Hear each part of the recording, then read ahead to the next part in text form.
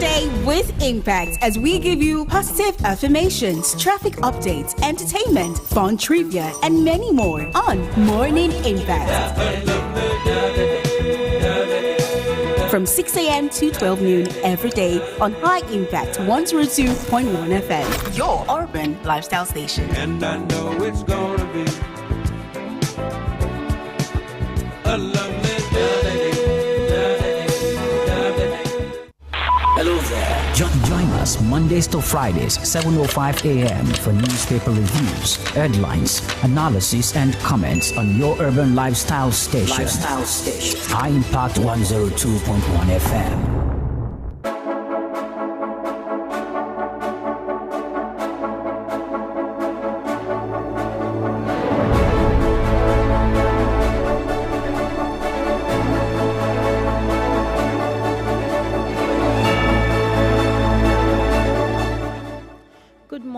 Once again, good morning, distinguished listeners, and welcome to another edition of our newspaper review right here on Impact 102.1 FM. Thank you very much for joining us as we examine some of the major stories making the headlines across Nigeria today. The newspaper this morning are dominated by historic developments in Nigerian security architecture, the Senate approval of the State Police Bill. The story has generated widespread reaction because it represents one of the most significant constitutional and security reforms since Nigerians returned to democratic rule. Also making the headlines are fresh efforts to tackle terrorism, concerns about manufacturing decline, political developments ahead of the 2027 elections, the evacuation of Nigerians from South Africa, and of course the growing debates over the state of the nation's economy. It's a lot. The front pages are packed with a lot this morning, and today is Thursday, 25th of June, 2026, and we'll be starting off with the Vanguard newspaper.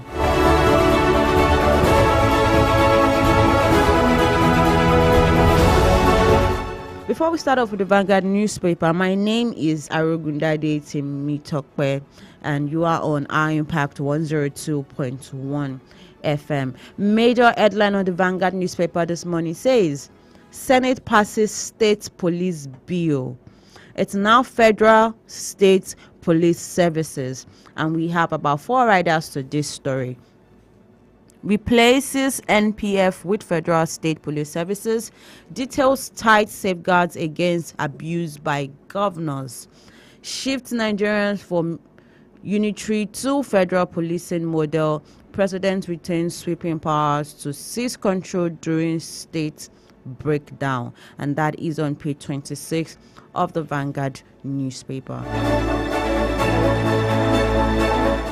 This has to be undoubtedly the biggest story on the Vanguard front page for today.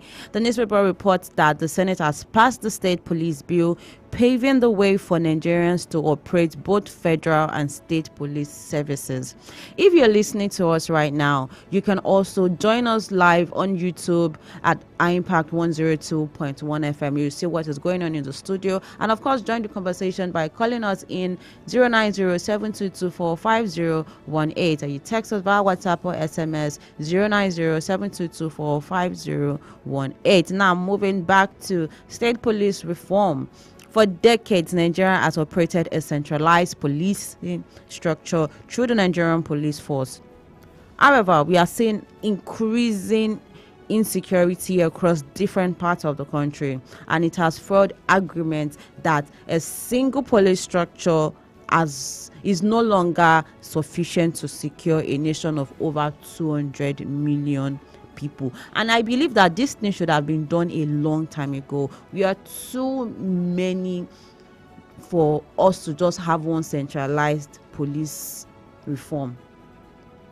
Now we're seeing supporters of state police arguing that local officers understand their communities better, they know the terrain, they speak the local languages, and can respond faster to security threats. We could say that with Amotekun. Even if some people said that it did little to nothing, especially with this new banditry that we are seeing in the west part of the country. The bill reportedly introduces safeguards to prevent governors from abusing state powers against political opponents. That has been a debate. A lot of people that, okay, once we have state police, we're going to see a lot of governors trying to use it to threaten their opponent. They use it to gain power. But now we are seeing that the bill introduces safeguards to prevent such from happening. And one major provision is that the president retains emergency powers to intervene whenever a state security system breaks down or where abuse of power is detected. The significance of the development cannot be overstated at all. People believe that, at least the supporters of the bill believe that it's going to improve intelligence gathering, it's going to reduce response during emergencies, it's going to strengthen community policing, it's going to enhance local accountability, help tackle kidnapping, banditry, terrorism, and of course communal violence. But wherever we see supporters, there's no how we're not going to see critics. Critics of this bill believe that they feel that they fear, not that they believe, they fear that state police could be weaponized by politicians during elections and political disputes. Yes, nobody is saying that might not happen.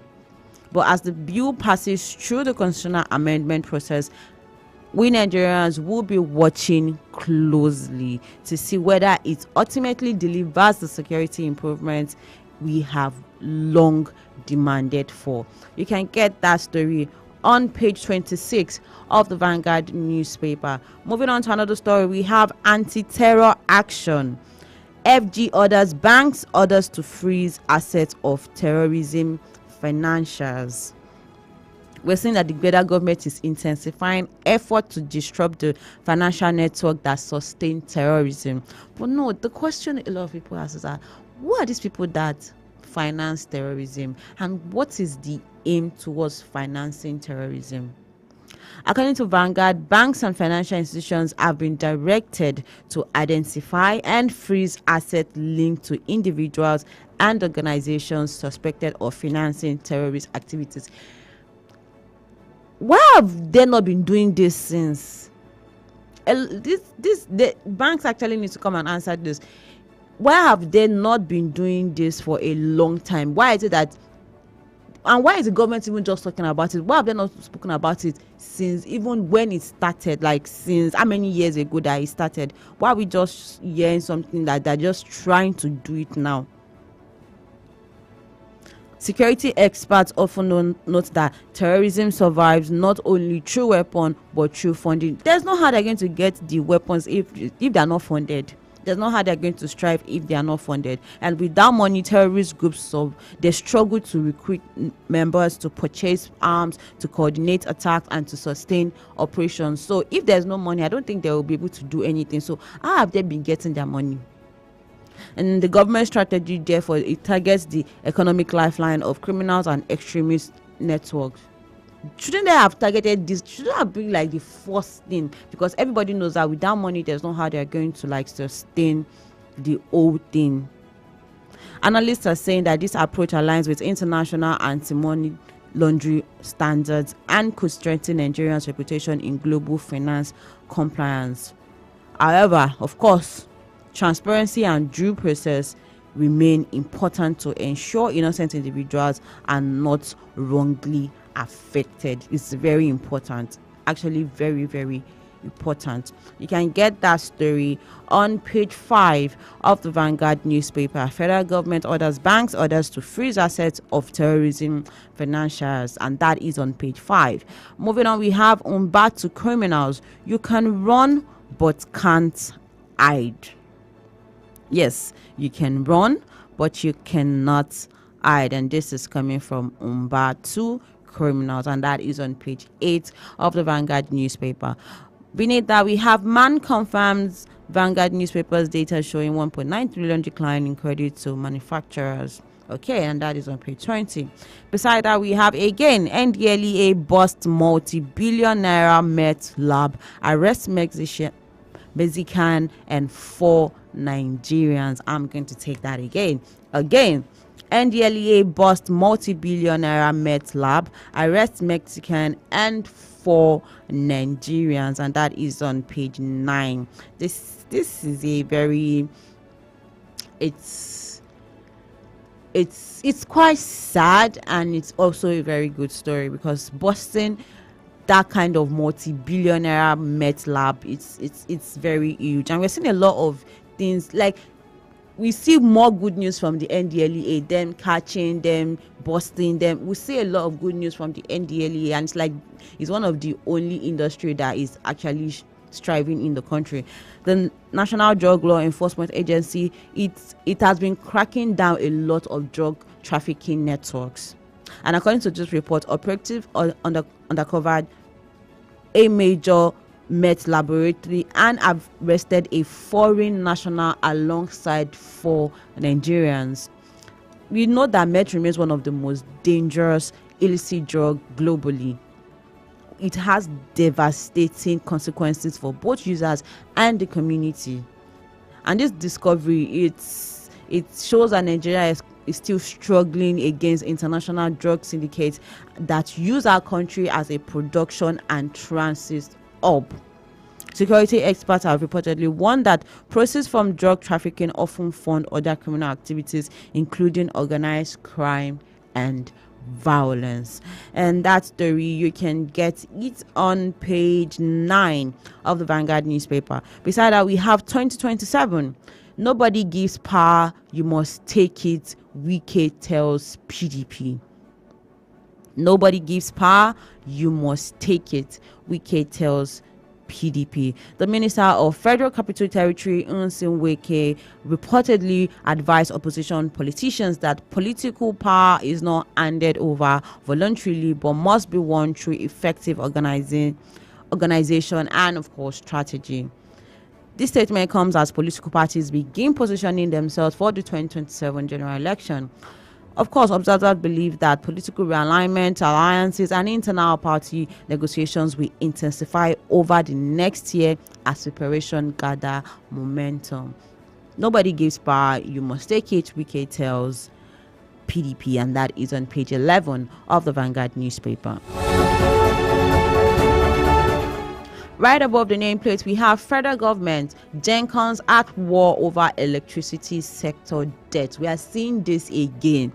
And anytime we see this particular story, we should just know that our electricity is going to be bad for a long time. Or for the period till we don't see this story again. It is going to be bad. That's when we see people, Jenkins going on strike, this thing happening, that one happening, and the lights will just be terrible. The last time we saw this, light was terrible for like 2 weeks. Now we're seeing federal government, Jenkins at war over electricity sector debt, and that is on page 19 of the Vanguard newspaper. Oyo can suspend videos, direct churches to fence premises over security concerns, and that is on page 14. Beside that, we have I don't see level of hunger Nigerians complain about, and this is coming from Ononuga. If you believe that is correct, I want to hear our take on this particular story. I don't see level of hunger Nigerians complain about. I think us to call us in 090-7224-5018. I want to hear your take on this particular story. Another guy is saying that he doesn't see the level of hunger Nigerians complain about. And that is the last story we're taking this morning on the Vanguard newspaper.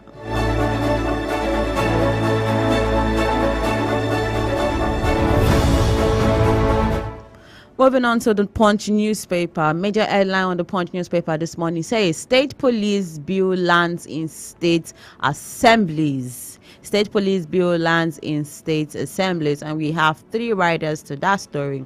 Senate passes historic bill manually as electronic voting fails. The second rider says lawmakers back decentralized policing to tackle terrorism, banditry, and kidnapping. And the last rider says bill empowers governors to appoint police commissioners and select and Senate adopt safeguard against abuse. I'll take the rider again. Bill empowers governors to appoint police commissioners as Senate adopts safeguards against abuse. And you can get that on page 2. We've already spoken about it on the Vanguard newspaper. Moving on, we have EFCC to arraign Miyetti Allah leader in a $2.53 million laundering probe. And that is on page 12. Beneath that, we have reps extend probe of airport seaport concessions. Reps extend probe of airport seaport concessions, and that is on page 17 of the Punch newspaper. Abduction crisis. Oyo begs NUT to end school shutdown. Should that be what they should be talking about right now? Students don't feel safe, pupils don't feel safe, teachers don't feel safe, and we are seeing that the Oyo government is begging the Nigerian Union of Teachers to end school shutdown in the state, and that you can get on page 12 of the Punch newspaper. Beneath that, we have ISIS funding. Federal government set to charge US transactioned BDC operator, and that is on page 12 of the Punch newspaper. Petrol remains pricey as crude crashes to $73 per barrel. Petrol remains pricey as crude crashes to $73 per barrel, and that is on page 9. Top banks raised tech budget by 43% in the first quarter. Top banks raised tech budget by 43% in the fourth quarter, and that is on page 9. And the last story we're taking this morning is right beside the nameplate, and it says 2027 raids. Wike Turkey comes to roll out parallel PDP candidate, and that is on page 7 of the Punch newspaper, and that's what we'll be taking this morning on the Punch.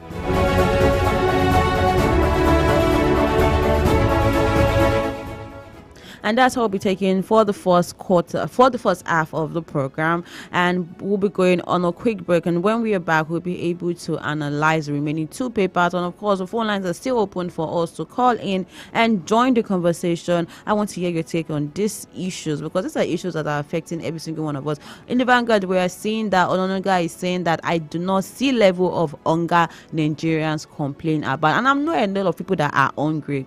So in saying that he doesn't see the level of hunger is something that everybody needs to talk about. Maybe he's trying to say that a lot of Nigerians are not saying the truth about the level of hunger they claim to be experiencing. So there's a lot of things. State police bill that's affecting every single one of us. We're not going to have police in our state that is controlled by the governor.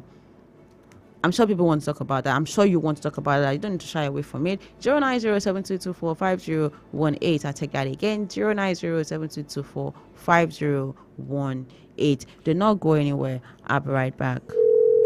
Hey, how you doing? Hey, hey, hey. Let's get Juntastic as we jump into the month of June. We can mix to make you jump. This month is marking the attendance of the second half of the year, and we're here to put that extra spring in your step, High Impact citizen, to ensure that you are jumping into June with as much excitement as you did at the start of the year. Again, get Juntastic, de-stress, and depressurize. We don't want you stressing over stuff you haven't been able to achieve in the first half of the year. Hey, no pressure. You can still do it. Remember, life is not an unhealthy competitive race, so relax. You've got this. We're rooting for you, so we'll be here cheering you on from the sidelines every time you tune into High Impact Radio 102.1 FM. There's exciting gifts to be won, great music to be enjoyed, and laughter to be shared. So let's hold hands and jump into June together.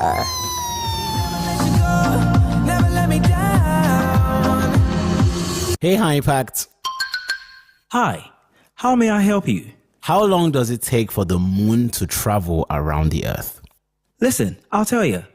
It takes 27 days, 7 hours, and 43 minutes for the moon to travel around the Earth. So about a month. Probably. You could try it, but I hope you return safely. Put a touch of class and finesse on your brand by advertising with us at High Impact 1021 FM. For more information, Call 0706 393 5694, 0915 958 1881, or 0902 745 3931. follow us on our social media platforms at High Impact 1021 FM. Our deals are hotter than the weather itself. Our deals are hotter than the weather itself. AI Impact. Hi, how may I help you? So everywhere's a bit boring. I was wondering where I could get the perfect blend of education and entertainment. Do you have any suggestion? Of course I do. You're at the right place. Here on High Impact 102.1 FM, we give you premium edutainment. We promise you'll never get bored with us. In this Nigeria? Yes, and here's the good news. You can actually listen to us wherever you are. The king of radio is here.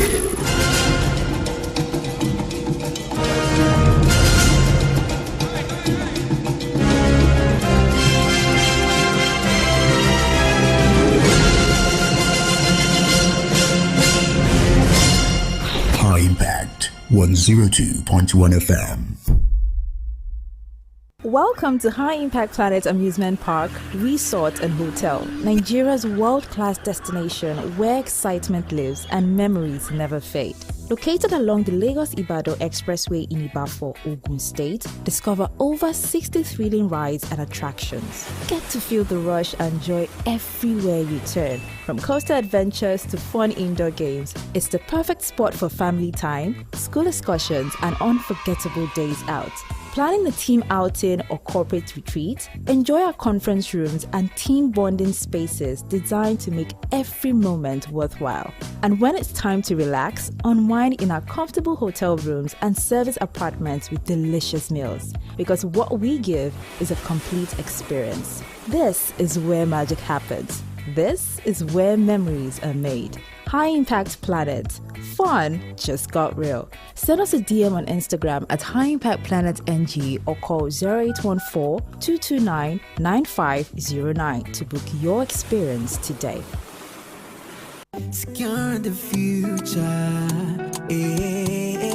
At High Impact Studios, we serve a platter of excellent services. Want to know what we offer? Get into our world of impeccable delivery, from premium audio production, excellent voiceover artistry, to a versatile space for all kinds of photo and video shoots. Our quality event coverage and cinematography professionals will give you an excellent coverage of all your memorable events. Our OB van is available for live streaming all your outdoor productions. Enjoy the high impact effect. Contact us today on 0706-393-5694 or 0915-158-1881 or send a mail to info@high-impactstudios.com. High Impact Studios, the future.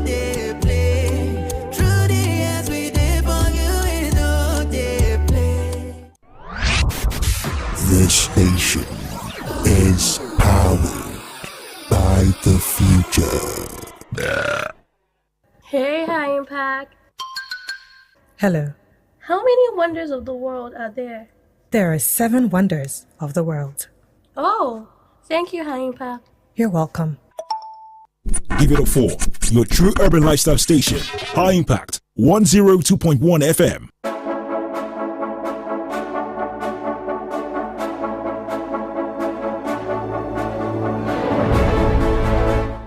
Welcome back, guys. You're listening to High Impact 102.1 FM, and we are currently reviewing the front pages of the newspapers for today. We've gone through the first half of the program, and we had the Guardian newspaper, the Vanguard newspaper, and the Punch newspaper. Now, for the second half of the program, we'll be going through the Daily Trust and, of course, the Guardian newspaper. If you missed any part of the program, don't worry. We are currently live on YouTube at High Impact 102.1 FM. You can always join us there. And, of course, the phone lines are open for everyone to call us in. We want to hear your take on this story, because these are issues that are affecting every single one of us. 09072245018. I'll take that again. 09072245018. 8. Now, for us to kick off with the second half of the program, we'll be starting off with the Guardian newspaper. Major headline of the Guardian newspaper says Senate clears path for state police, retains federal oversight and guide rails.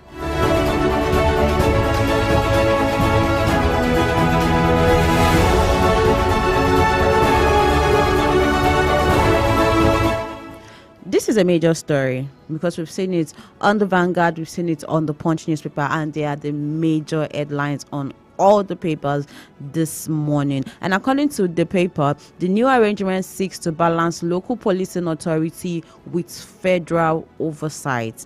The proposed structure reportedly includes Federal Police Service for national crimes, State Police Services for local crimes issues, defined intervention powers for the federal government, mechanism designed to prevent abuse, and clear appointment structures.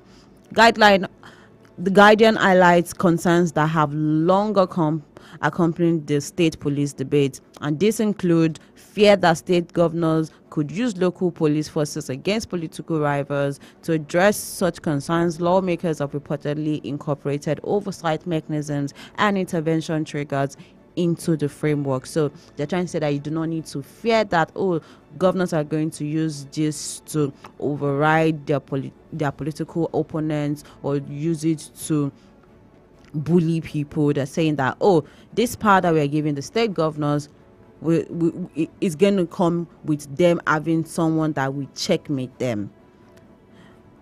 And we're seeing this in their reforms, and people are excited. A lot of people are excited about this because, according to them, it's significant. It brings a significant moment in Nigeria's democratic and constitutional evolution. You can get that story on page 6 of the Guardian newspaper. There's a pictorial representation of the structural transformation, the threat of the political capture, and everything you need to know about state policing on the front page of the Guardian newspaper. Moving on to another story, we have Osun 2026. Police meets military, INEC, political parties over rising violence. Police meets military, INEC, political parties over rising violence. And that is on news page 5 of the Guardian newspaper. Moving on to another story, we have El Rufai arraigned on fresh charges, bail ruling fixed for July 1st.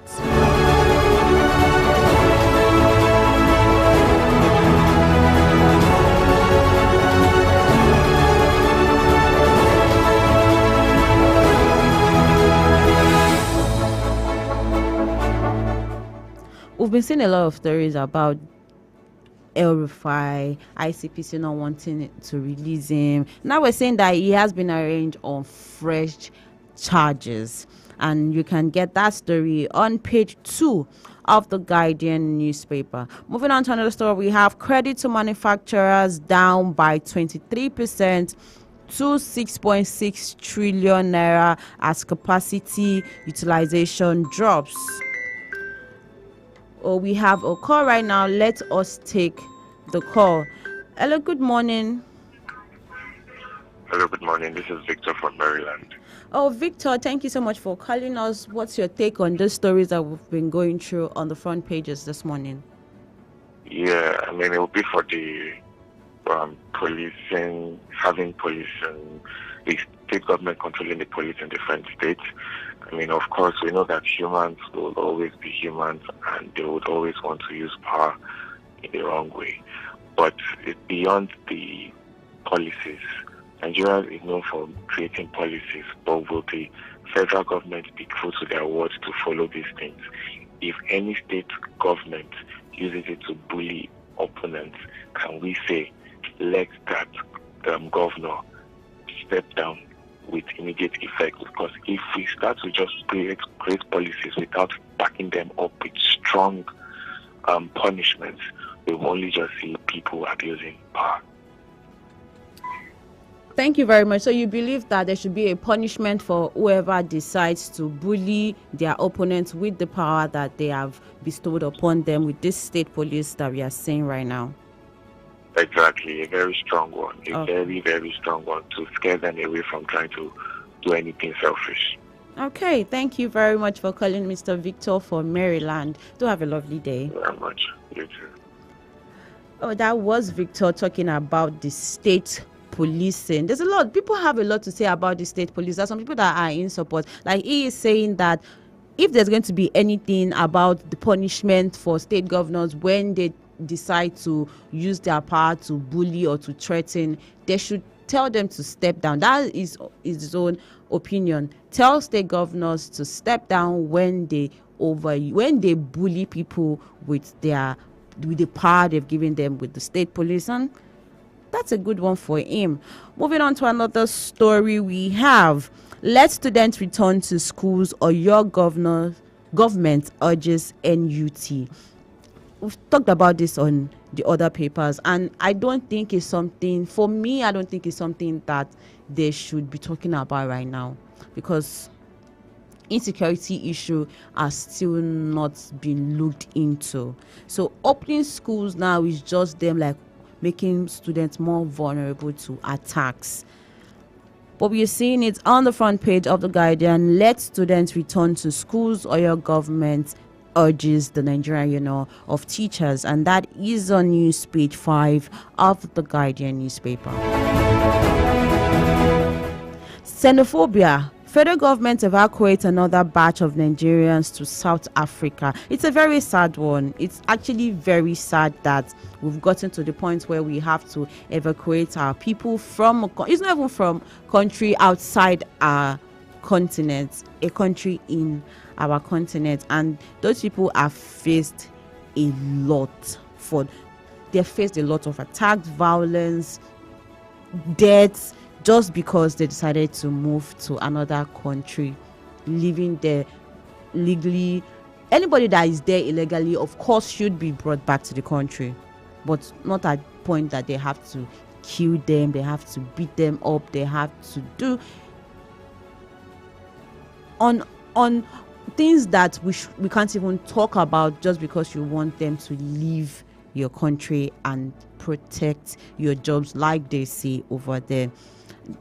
And it highlights ongoing concerns about the safety and welfare of Nigerians living abroad.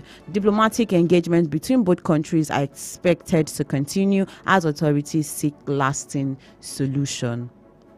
You can get that story on page 4 of The Guardian newspaper. Right beneath the nameplate, we have federal government backs US sanctions on Nigerians, BDC linked to terror financing. Federal government backs US sanctions on Nigerians, BDCs linked to terror financing, and that is on news page 3 of The Guardian newspaper. Of course, I'm all for that. Any Nigerian, any BDC operator that is financing terror, of course, they should face sanctions, and the federal government is supporting actions against them, and it's correct. The move, it underscores the growing international cooperation in tracking illicit financial transactions. Terrorism financing is the life of terrorism, and once they are able to take that away, I'm sure things will get better. I'm sure the military will be able to fight better. I'm sure they'll be able to scatter and decentralize the whole banditry, terrorism issue that we're actually going through in the country. And that you can get on news page 3 of The Guardian newspaper. Beside that, we have Nigerian targets 277 GW power by 2060. Presidency denies Tinubu's "don't vote for me" comments. Nigerians' long-term energy ambitions, it's making headlines. The report states that the country is targeting a massive increase in our electricity generation capacity by 2060. We are seeing that the expansion would be critical for industrialization, economic growth, digital development, manufacturing, competitiveness, and job creation. Of course, we know that reliable electricity remains one of Nigeria's most pressing developmental challenges. And also in that story, we are saying that the presidency has reportedly denied interpretation of comments attributed to the president regarding future elections. If we are able to get this 277 gigawatts power by 2060, why can't we get it now? Is it so unreasonable for us to get this in 2027? Why do we have to wait till 2060? This country, our government are always looking at things in 20. We'll be in 2015. We end Vision 2070, Vision 2080, and so it's all good. We can get that story on news page 3 of the Guardian newspaper. And the last story we're taking this morning on the Guardian newspaper says presidency detached from reality, says opposition after Ononuga's no hunger remarks. We saw this story on Vanguard. Ononuga said he does not see the level of hunger Nigerians complain about.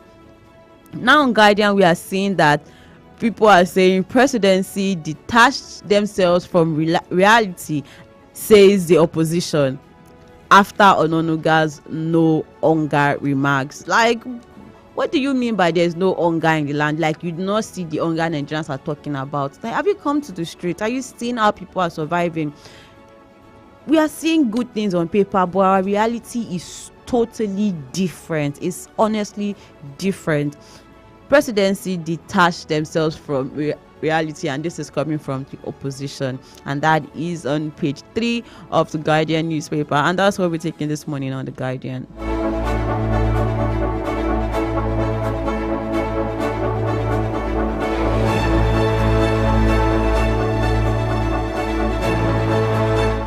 Moving on to the Daily Trust, and this is going to be the last paper we're taking this morning.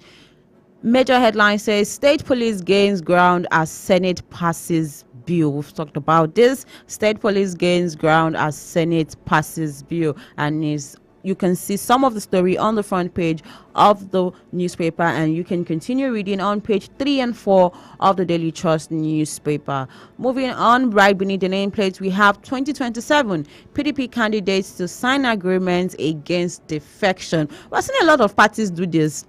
NDC told the people to sign that whenever they decide to defect, they are going to give up the seats. And now PDP candidates are to sign agreements against defection. And that story you can get on page 13 of the Daily Trust newspaper. Beside that, we have Plateau attack. Our government killed my pregnant sister in labor room. This is a very sad story. Honestly, very sad. Our gunmen killed my pregnant sister in labor room, and that is on page 18 of the Daily Trust newspaper. It shows how insecurity is digging deep into the nation. Moving on, the last story we're taking this morning on the Daily Trust newspaper says organized private sector fault tax laws implementation. Organized private sector fault tax laws implementation. We have another call. Good morning. Good morning. This is Victor calling back. Oh, Victor, thank you so much for calling us back. Is there another story that caught your attention? There are two stories actually, and I really did not want to talk about it at first, but seeing that Ononuga talked about it, like I think in another paper carrying the same news, just broke my heart. This morning, my cousin is reaching out. Why? Hunger in school. So people in the high ups should really not make conclusions from their position. Let them come to the grassroots and ask people questions so that they understand that truly there's hunger in the land. And the second thing, I feel that until we have leaders who are not selfish, that is when Nigeria will truly enjoy democracy. Egypt, as of how many years ago, took a loan to fix their light issues. Now Egypt runs on a 24-hour supply of light. Nigeria has collected a loan before. Still, we are struggling till now. Why? Because Nigeria leaders want to sell fuel. If you fix the light problem, fuel purchase will decrease, because most of the purchase we use most of the purchase on the fuel is because people are trying to power generation for their houses, for the churches, mosques, and companies.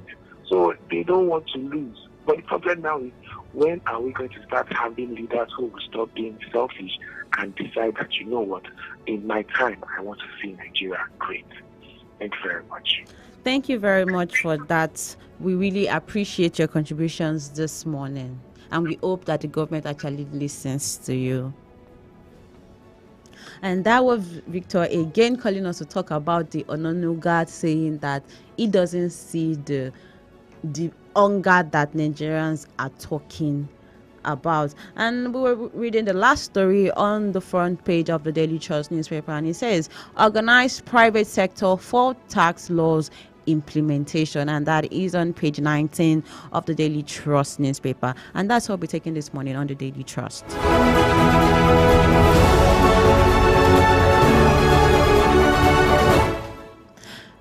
And that's what we'll be taking this morning. If we look at all the major stories that we read today, they had this particular themes. The State Police Bill, it represents a historic shift that could redefine how security is managed across Nigeria. At the same time, stories about terrorism, financing, drug trafficking, election security, and xenophobia reminds us that security remains a very, very complex challenge requiring cooperation at all levels. Economic stories are equally very important, highlighting concerns about manufacturing, access to credit, electricity, and the everyday realities facing Nigerians. As always, the headlines, it provides not just information, but an opportunity for reflection on where the nation stands and where it actually hopes to go. That concludes the newspaper review this morning. My name is Arugundade Temitokwe, and you are listening to our Impact 102.1 FM. If you missed any part of the conversation, you can always watch a recap on YouTube at our Impact 102.1 FM. I'm sure you're going to enjoy every bit of it. Do not go anywhere, because I'll be right back. Thank you so much for staying with us. Hello there. Join us Mondays to Fridays, 7:05 a.m. for newspaper reviews, headlines, analysis, and comments on your urban lifestyle station. High Impact 102.1 FM.